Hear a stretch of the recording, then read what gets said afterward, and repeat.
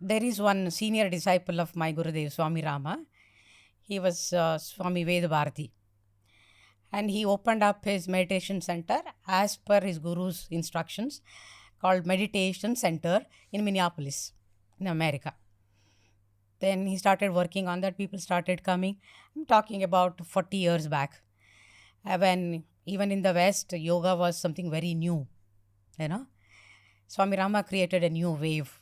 Then, after a while, he came back to his guru and said, Swamiji, whatever you had asked me to do, I have done it, and it's going on very good with your grace. So, Swami Rama asked him, how many people have been able to touch on? How many people have become meditators? And what is the population in Minneapolis? He said, maybe I'm not very sure what is the number of the population. It's touching 1 million or something like that, he said. That means not even 1% you have touched the people. So don't come back to me saying that I have done it until you touch 1 million population. I want you making them, everyone, a meditator. Right? So connecting to that, it was I was very much impressed by this episode when I heard it from Swami Vedabharati ji. It was going on in my mind. And when I travel a lot to US, Canada and all that, and meet so many people, even in India and all that, I used to come across this question. Like, people know about Paramahamsa Yogananda, right? But many people say they don't know who is Swami Rama. Maybe it's my attachment to my guru, doesn't matter. Somewhere I love attachment. So I used to feel bad. How is it that I know it's not a sentimental statement that I am making, that I am attached to my guru, that I am saying this, but he is a rarity among the rare yogis, and what contributions he has done to the world. But people are yet to know about him. So I used to be very depressed. How is it that Baba, I call him Baba, is not known to people like the way Paramahamsa Yogananda is known? घर घर की कहानी बनना चाहिए बाबा का, but not happening.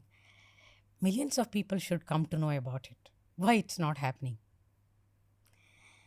So this used to be my prayer to my guru. I know you are not interested in all these things, that how many people come to know about you and all that. But the quantity and the quality of work that you have done in the path of Sri Vidya is yet to be opened up to the world. And when it's going to happen? And people should know more and more about your contributions, and you as a yogi, you as a guru. It's not yet been, explored by the people. So you talk about millions. You told Swami Vedabharati that you talk about touching millions and all that. When is it going to happen? For this century. According to me, is one of the greatest yogis that 20th century has ever seen. There is something called manifestation, which has been a very trendy word nowadays, right? And Sri Vidya and Sri Chakra is an expression of that manifestation power in perfection and in totality. That is the very first sentence that Swami Rama talks about when he talks about Sri Vidya. It's the highest power of my manifestation. Okay. Power of manifestation. The most evolved form of the power of manifestation is Sri Vidya. Gotcha. Yeah. So in that sense, how to manifest this, make it happen? So manifestation power, I had asked this question to my another Sri Vidya Guru from Mysuru. We call him Guru Galu. Galu, when we add it, is an expression of respect to Guru. Guru Garu in Telugu and Guru Galu in Kannada and all that.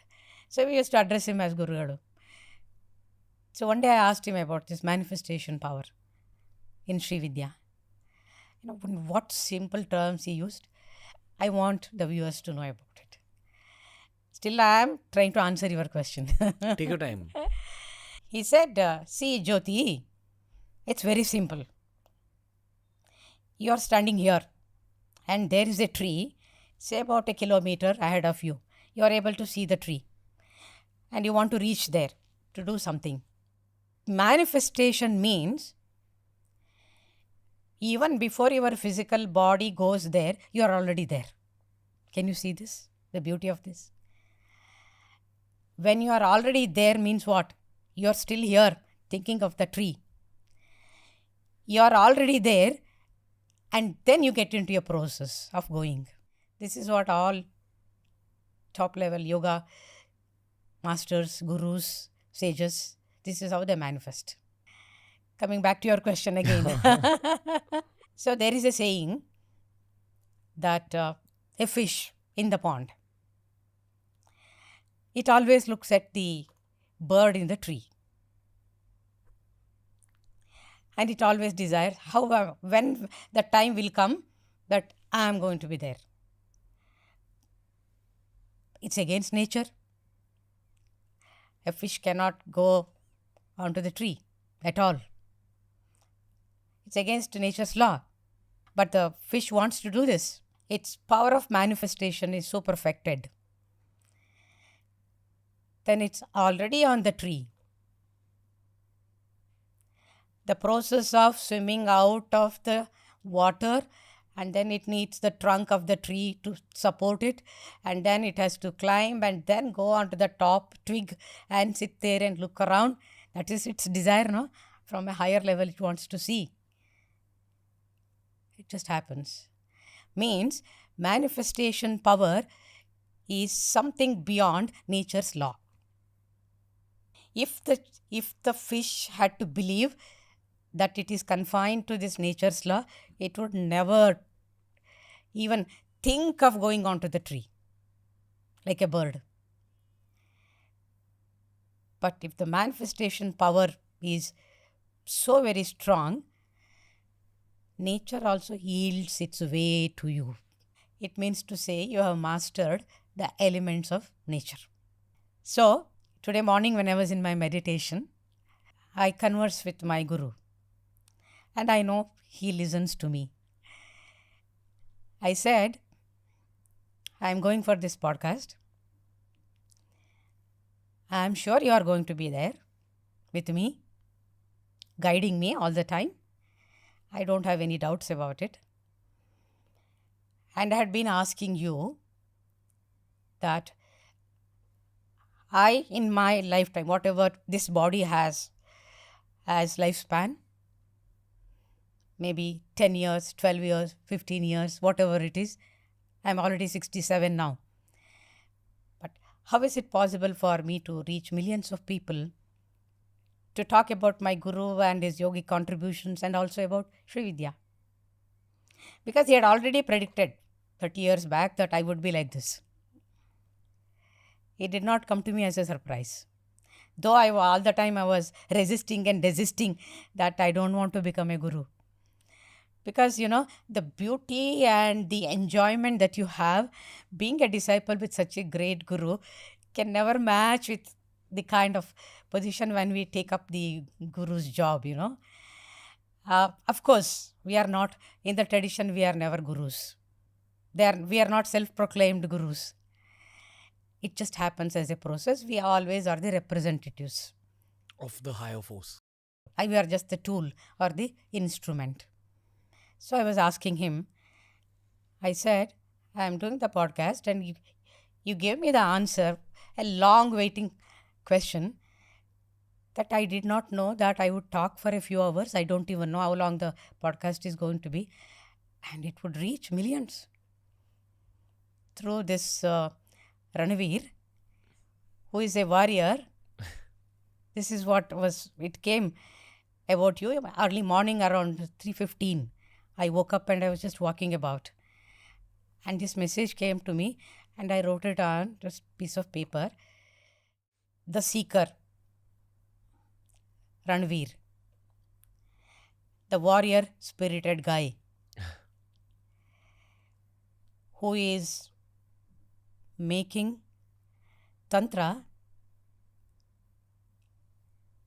some word I have written it, it's there, the digital way, available or something like that, available to so many people in the digital way. So that is how that connectivity about you was revealed to me. So today morning it was a revelation to me that I just sit and speak and then millions of people listen to it.